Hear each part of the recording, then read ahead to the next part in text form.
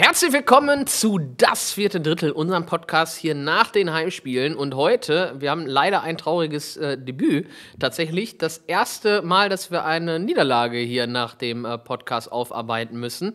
Trotz alledem freue ich mich und ihr wisst, ich bin alleine da. Das liegt daran, weil heute wieder eine englische Folge stattfindet. Und heute haben wir unser Geburtstagskind, Max Newton hier. Hey Max!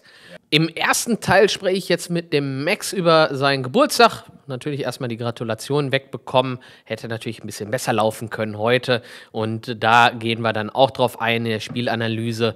Er sagt, es war mehr als nur die 5-Minuten-Strafe, die uns am Ende das Spiel gekostet hat. Einfach auch, dass man die Weidner zu lange hat mitspielen lassen, dass man nicht den Deckel drauf gemacht hat und am Ende auch nicht ganz geschafft hat, diesen Fauxpas von Matthew dann auszubügeln und für den Mitspieler dann sozusagen ein bisschen mehr zu laufen. A happy birthday, as happy as it could be after a game like that. First of all, how do you feel being old now?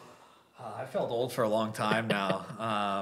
Birthdays are fun. It's like, everyone's nicer than they usually are to me, which is nice. Although I still get a couple shots from the team. But it's a fun day, but would have been a little bit more fun with a win. But, It is what it is.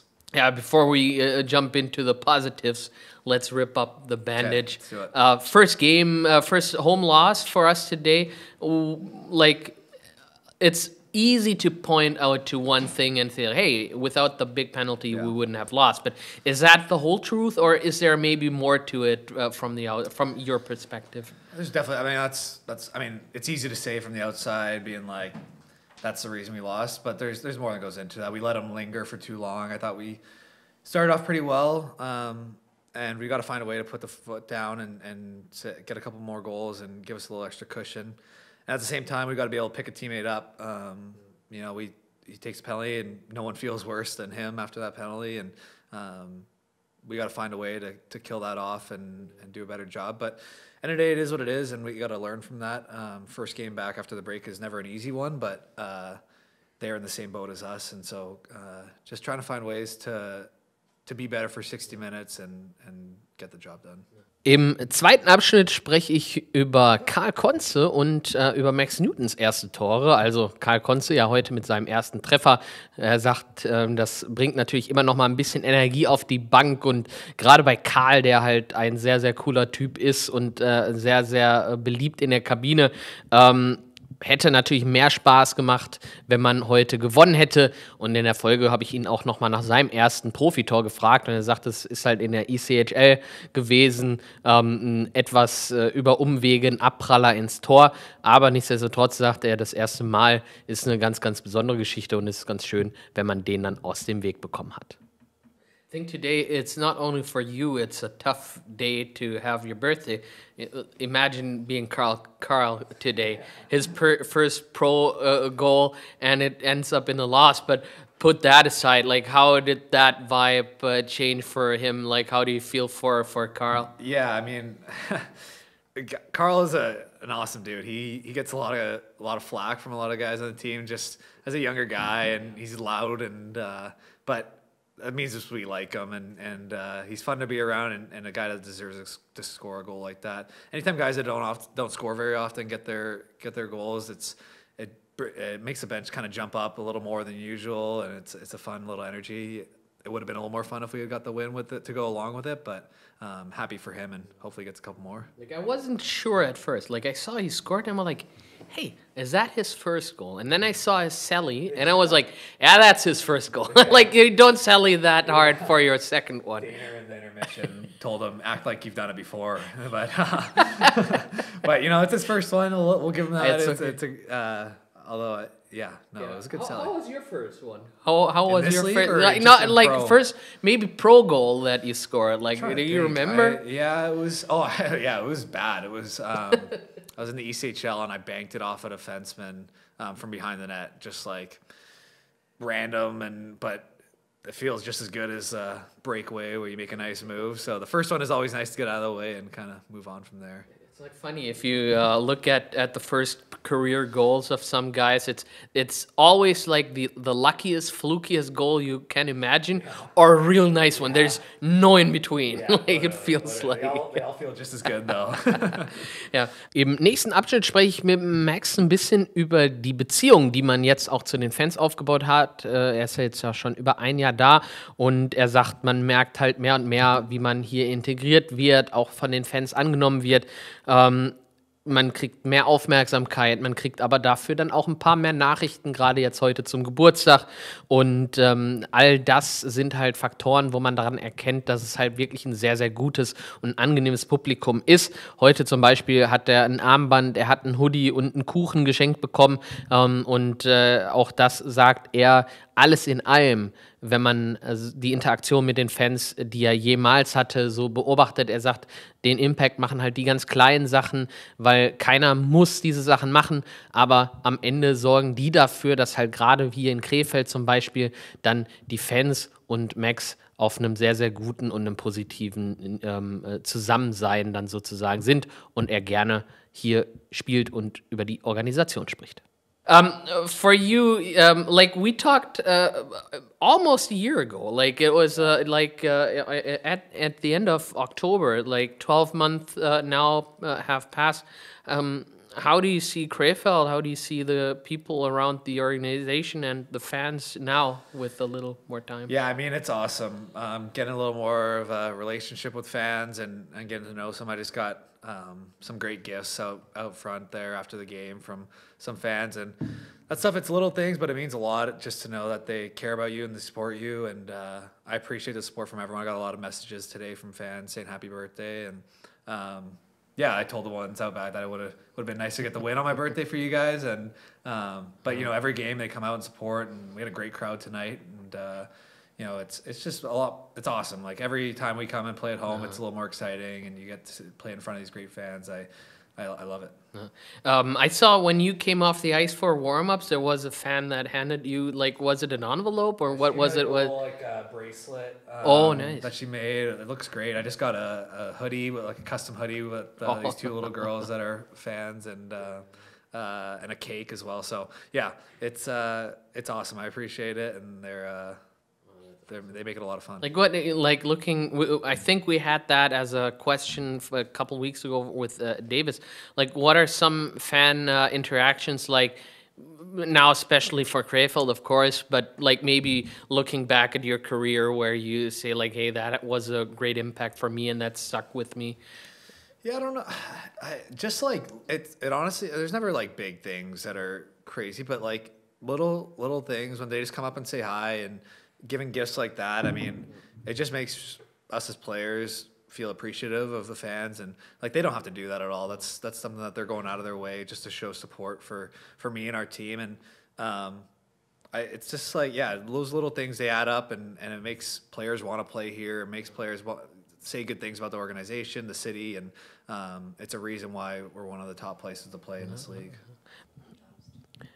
Mit Max habe ich dann auch über die Aktionen gesprochen, die wir vor dem Spiel hatten. Da durften die Personen, die ein Pinktober-Trikot ersteigert haben, tatsächlich auch von den Spielern die Trikots überreicht bekommen.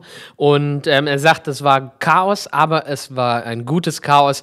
Er sieht halt in diesen Aktionen halt dann auch immer wieder, wie sehr die Leute davon beeindruckt und beeinflusst werden. Auch wenn er jetzt nicht alle Geschichten immer kennt, weiß er aber trotzdem den Impact, den diese Aktionen haben.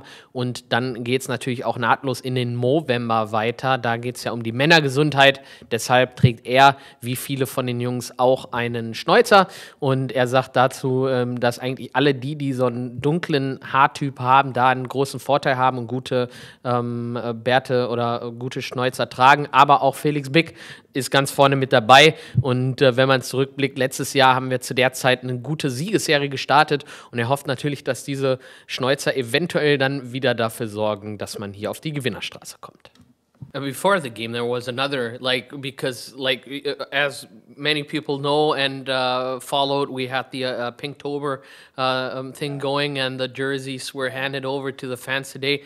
I think that was, like, you felt all the positivity in the mixed zone there. That was hectic. That was but in a good way. It was like everyone was super excited, and the people I met were awesome. They were super happy, and it's stuff like that. Like those, I'm sure those jerseys mean different things to different people because obviously they have different. It's a different little support, but I don't know exactly their story or the reasoning behind it, but I'm sure it has a powerful message, and those little things are cool to see and see how happy people are to hang out with us for, even though it's just a little bit of time, it's a cool experience. Now, of course, after October comes November, and with that Movember, I see that you are participating as well. I know, like, I should be more, like, I don't care, but my girlfriend's more critical. She's like, you're not doing that. But jokes aside, I think that as well, you can see, like, Daner, I think he's gonna be the runaway champion in the dressing room. Like, who do you think has a underrated mustache game? I mean, there's any guys with the black hair, I think, make it looks nice. Like, I think Adam Perils and Santos's are nice. I think it's a good look. I think it's a good look in general. I think a lot of girlfriends' wives don't necessarily agree, but it's fun. It's a fun little thing. Actually, I'll give another shout out. Bicky's got a really good mustache. It's like blonde, but it's thick and it's a fun little thing. I think last year we did it, and that might have been when we started our big win streak, and so we ended up keeping it going into December until we ended up losing. But it's a fun little thing to do. I might have jinxed that this year because I was starting to feel like, hey, wait, we went on that run last year around the same time, and I'm like, nope, put your handbrake. But that's hockey. Yeah, exactly, and that's hockey. Bevor wir zu den 5 schnellen Fragen gekommen sind, habe ich den Max auch noch ein bisschen zur jetzigen Saison, zu seiner Einschätzung gefragt. Er sagt, er ist grundsätzlich zufrieden mit der Position, in der die Mannschaft ist. Man muss aber und man möchte natürlich immer noch mal weiter einen Schritt nach vorne machen, sich immer wieder verbessern. Und eine Möglichkeit, sich zu verbessern, ist halt einfach Spiele zu gewinnen, aber sich das Ganze auch ein bisschen einfacher zu machen, ein bisschen die Ellbogen auszufahren an der einen oder anderen Stelle. Und dann haben wir natürlich auch noch mal auf den Kuchen gesprochen, der für Max natürlich bereitgestellt wurde, tatsächlich von Jan Stumpes Mutter, die ebenfalls ihren Geburtstag gefeiert hat. Und da wollte er dann auch mal reinhauen. Looking at, I think we talked about it in the press conference as well, but maybe now in this format a little more in detail. The first part of the season, that was interesting. Like when we talked last year, there was this weird phase of the season where you won games that you probably shouldn't have won. You always found a way to win with that group. How do you assess the first part of this season? Because I think the games were a little more straightforward and it's we're happy in the spot we're in. I think as a unit, as a team, we can see that there's areas to improve on, and we don't want to go back. We want to take steps forward. So finding ways to just grind out wins a little better and make it a little easier on ourselves. I think a lot of the games where maybe we carry the play, but we're not able to really step on their throat and put a couple extra goals in to make it a little easier. But I think I like the direction we're going in. We're not going to win every game, but we want to put ourselves in good positions to win every game, and I think we've given ourselves a chance to for most of the year. Yeah. So before we come, I think we have almost reached the half point. Of course, the cake is yours. You can grab it whenever you want. Okay. Courtesy. I have to admit, we thought about that yesterday, and we were like, hey, it's Max's birthday. We need a cake. So, and then we forgot, kind of. And we're really sorry about it. But Jan's mom, it's her birthday as well, and she partied upstairs. Oh, you stole her cake. No, we didn't steal it. She was like, oh, yeah, give it to him. I'm happy to share. So thank you, Jan's mom, for the cake. Thank you.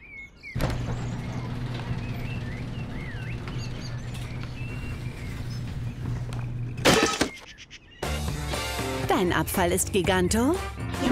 Container von Curanto. Für private und gewerbliche Entsorgung. Einfach online bestellen. Curanto mit C, curanto.de.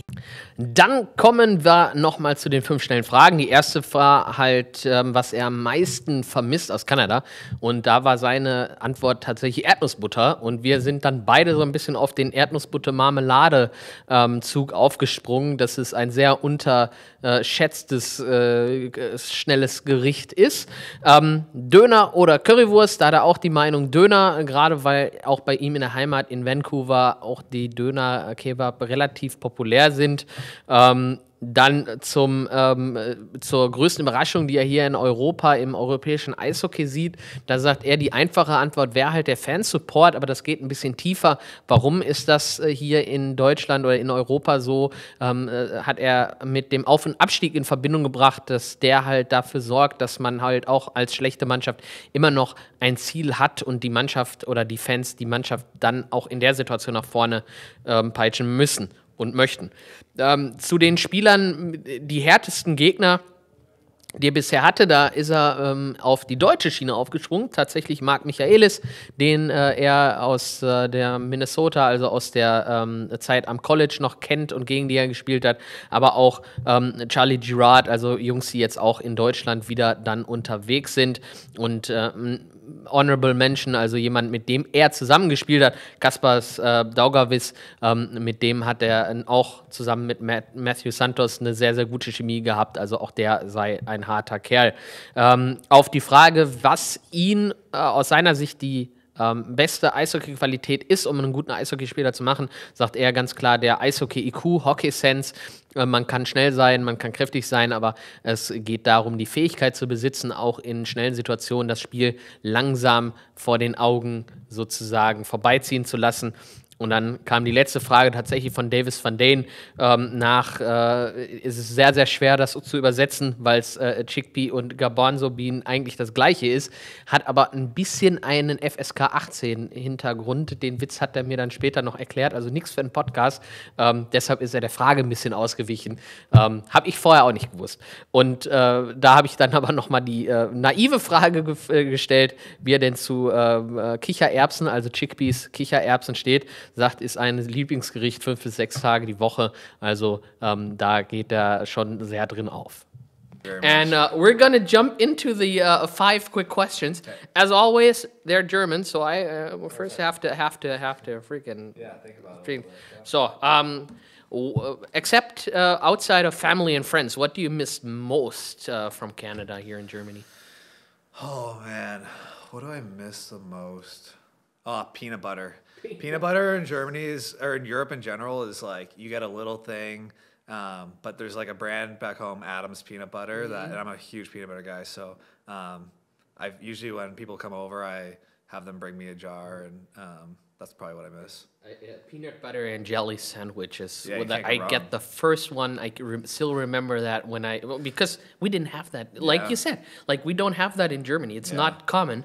And I went to Canada the first time when I was like 2 or 3 years old, and I still that's one of my earliest memories. And even my girlfriend now, like I met her or I know her like for 3 years now, and I introduced her to peanut butter and jelly sandwiches because in Germany, nobody knows about them. So they are underrated. Yeah. I agree. I'm all on board with the peanut butter. There is peanut butter here, but it's just it's maybe not the same. It's not the same. Yeah. So okay, staying with food, Döner or Currywurst? Probably Döner. Probably Döner. I like currywurst too, but I feel like I've had more Döners, and they're big in Vancouver where I'm from too. But yeah, I've tried a few spots here. I mean, you can't go wrong with either, really. No, well, yeah. What's Currywurst or Poutine? Basically, it's like a German poutine. Yeah, poutine's good too. It's a little heavy, but same with currywurst. Close to my girlfriend's. Again, I don't know why I talk about her so much, but no, there is a Canadian restaurant, Canadian Hut, and they have like this. It's called Ruhrpott poutine, and it's currywurst pommes. Yeah. You put a little gravy on some fries or some sauce. You can't go wrong. Just put something on. Okay, back to hockey. What has surprised you most in European hockey? What has surprised me the most? I mean, an easy answer I think is fan support, but I think you see videos of fans and how much they care about. I think the cool part about European hockey is just the fact that there's promotion and relegation. It makes a fan base really latch onto their team a lot more. Whereas, North America, you have your team's having a bad year, you just kind of not give up on them, but you're like, okay, well, they'll be in the league next year. They'll get a good draft pick. Or maybe they'll support them next year. Whereas here, if you're near the bottom, like you almost get more support from the fans, or they want to make sure that they stay in that division, whatever league they're in. That part definitely surprised me a lot, where like, just no matter how, they're going to be upset when you lose or when you're not playing well, but they're still going to support you and be behind you to kind of will you over the rest of the season. Who was the hardest opponent you played with or against, in your career? Like individual player? Individual player. Who's the hardest? I mean, I don't know. Mark Michaelis. I don't know if you know that name. He's a North American guy. Yeah. Actually, he's in Mannheim, I believe now. Oh, really? I played against him in college, Yeah. and he was on a really good team, and our team was not nearly able to compete with them. And him and another guy, Charlie Gerard, who I actually played with, but he's in Nuremberg now. We're on a line together, and those were some tough games for us.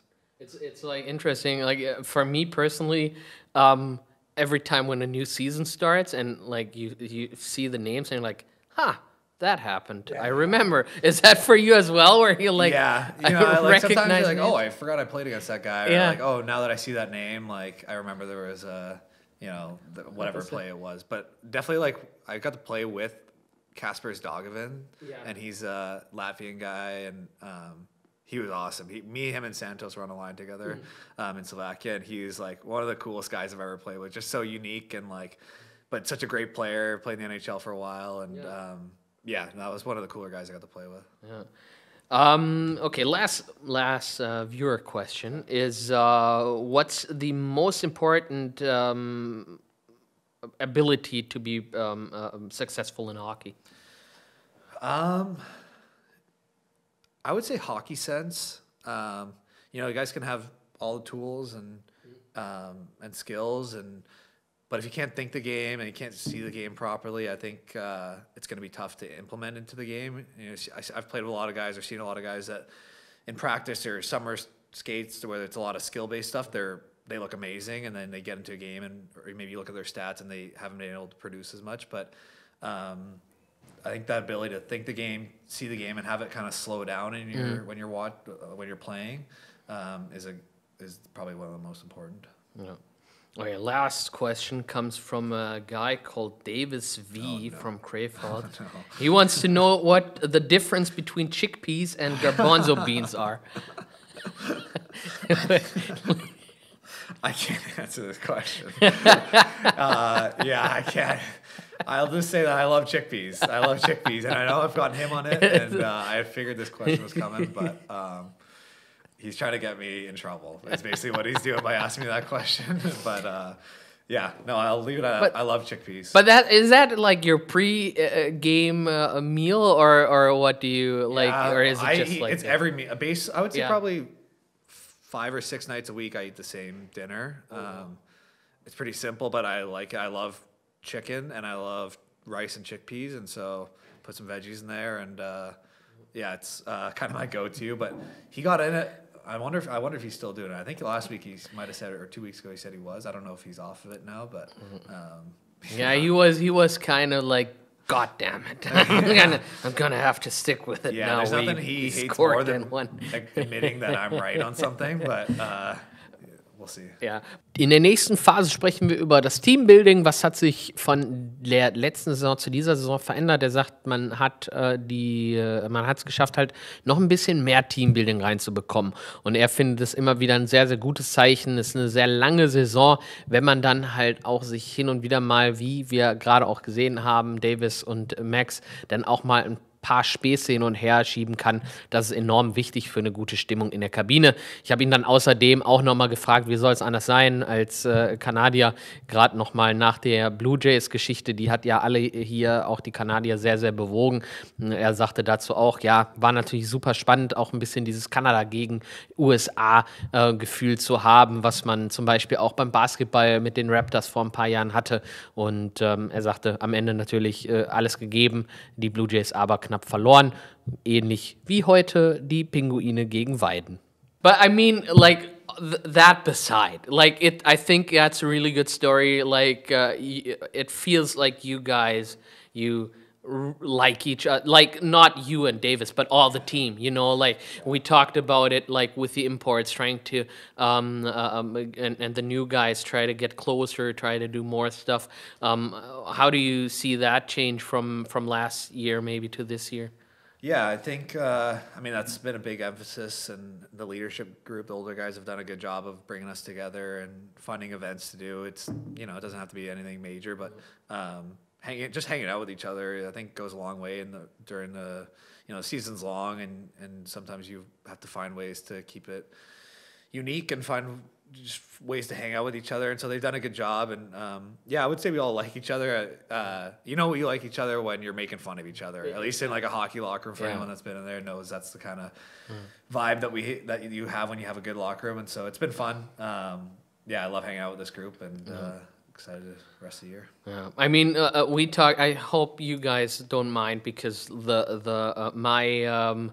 my heart is still bleeding. I think your might be as well with the end of the Blue Jays season. Oh, yeah. I know that Davis looked and watched the games a lot. How was your October going with that regard? Yeah, it was tough. I mean, you know, I think I love the Blue Jays. I've always, you know, I kind of fair weather fan a little bit lately, but I was getting up I would set my alarm on their game days for like 3:30. They started at like 2, I think, or 1, and just checking the score. If it was a close game, I would watch it for a little bit, and then kind of go back to bed. But it was a cool story. It was fun watching them. It's cool. It's kind of similar to like the Toronto Raptors when they won, just like being the only team in the country. It's kind of Canada versus U.S., and that's a cool little storyline. It's fun to see this kind of country rally together and rally around a team.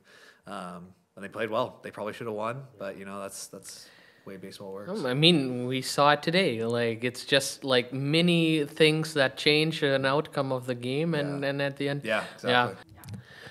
Mit Max habe ich dann auch nochmal über die kommende 3 Wochen gesprochen, wo wir tatsächlich sehr, sehr viele Spiele haben und wie er sich da auch mental darauf vorbereitet. Er sagt, grundsätzlich ist es gar nicht so schwer, weil Spiele dann doch ein bisschen mehr Spaß machen als Training. Viel wichtiger ist es dann in der Phase wirklich auch eine gute Regeneration zu bekommen. Man hatte jetzt in der ersten Saisonphase vielleicht sogar den Vorteil, dass man die Spiele weniger hatte. Jetzt holt man die Spiele halt wieder auf.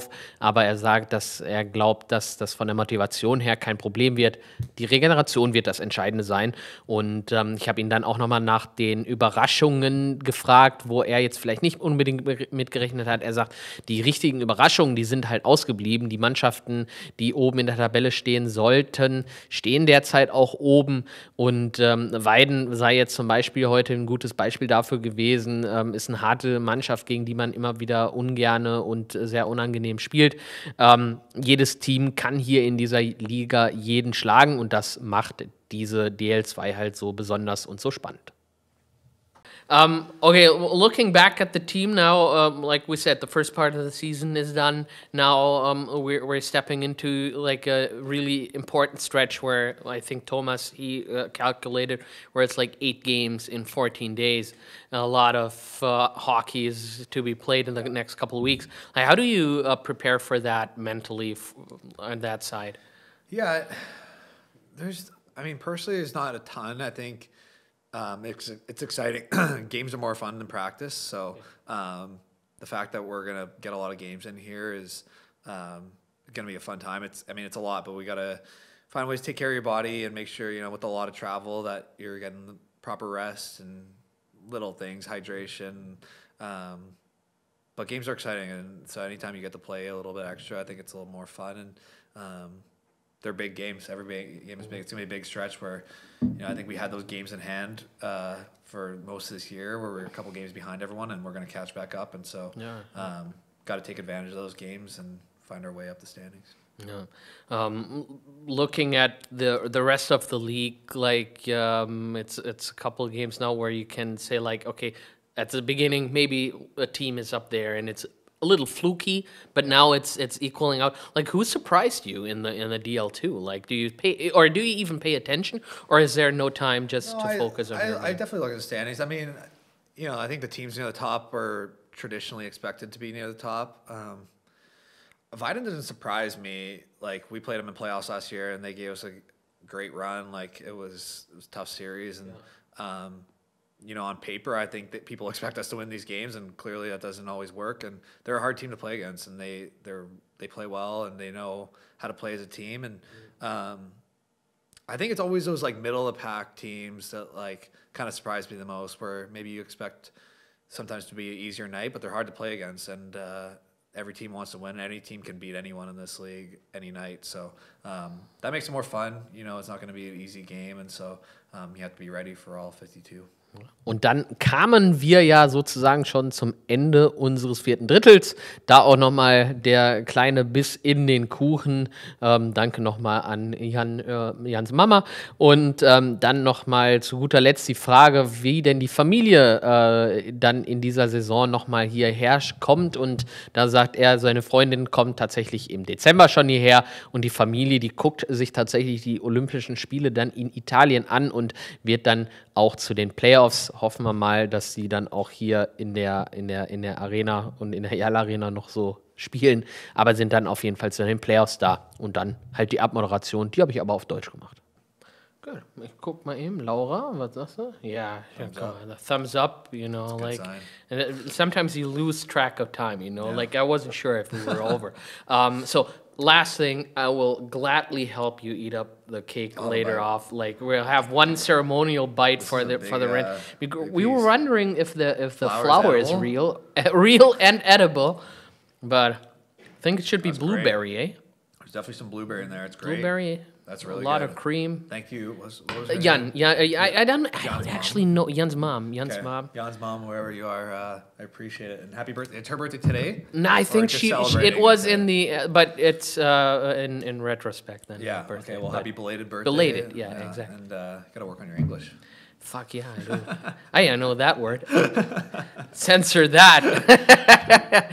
Max, hey, thank you for taking time out of your birthday. I hope you can still celebrate a little bit, even if it's like, when's your family here next time? Like, are they coming over? Yeah, my girlfriend comes at the end middle of December, okay. And then my parents are coming. They're going to the Olympics and then come in here for playoffs. Oh, nice. Yeah. Oh, right. So. Crap. Like, we should have had a 5th period then. Okay. Well, anyhow, thank you for being here. Thank you for sharing some minutes. Und natürlich auch für euch. Vielen Dank, dass ihr wieder mit dabei wart. Und dann weiß ich gar nicht, vielleicht nächste Woche mal wieder mit Simon und einer deutschen Gast. Aber ansonsten, schöne Woche und bis dann. Ciao, ciao.